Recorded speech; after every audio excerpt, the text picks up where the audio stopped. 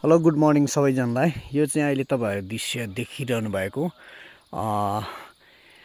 नुवाकोट जिल्ला तारकेश्वर गाउँपालिका ward number 1 स्थित रहेको मञ्जुश्री पशुपति तथा कृषि फार्मको चाहिँ फार्म हाउसहरु तपाईहरु देखाउन गइरहेको छु। यो चाहिँ हाम्रो पहिलाको चाहिँ यो घर हो। त्यसपछि हाम्रो सेकेन्ड घर चाहिँ यहाँनिर बनाएको। पूर्ण आगो लागि क्षति भएर हाम्रो किचन स्टोर ध्वस्त भएर फेरि हामीले यो घर निर्माण गरेर गएको साल फेरि यसपालिको चाहिँ सालमा चाहिँ हामीले यो नयाँ खोर निर्माण गरेको छ। मञ्जुश्री पशुपति तथा कृषि फार्मको बाख्रा खोर चाहिँ बाख्रा वृद्धि भएको कारण गर्दा खोरमा अलिकति खोर अपुग भएको कारण गर्दा फेरि हामीले चाहिँ नेपाल सरकारको सङ्घीय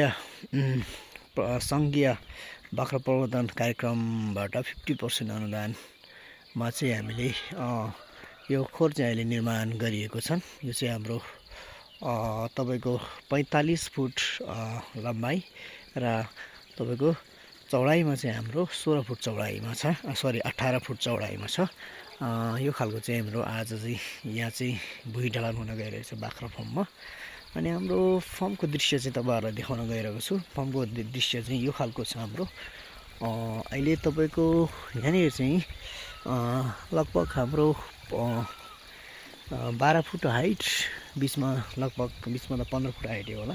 हाम्रो यहाँ मिसनरी वाल लगाएर पुरै पक्का तरिकाले गरिएको छ। मिसनरी वाल लगाएर मजाले पक्का तरिकाले गरिएको छ भने यहाँनिर हाम्रो पुरानो खोर चाहिँ यहाँनिर छ। अहिले हाम्रो बाख्रा एकदम टन्न छ।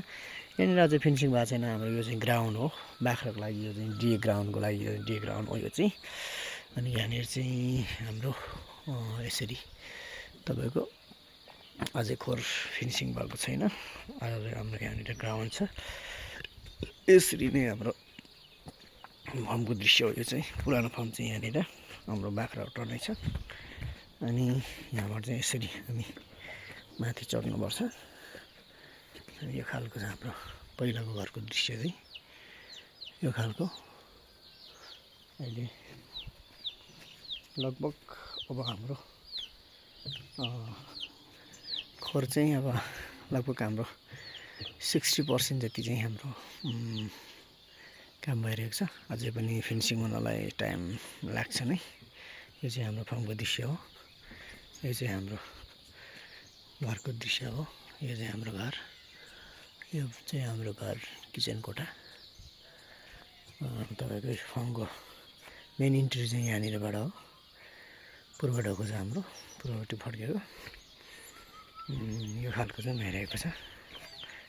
ओके, तपाईहरु कुन ठाउँबाट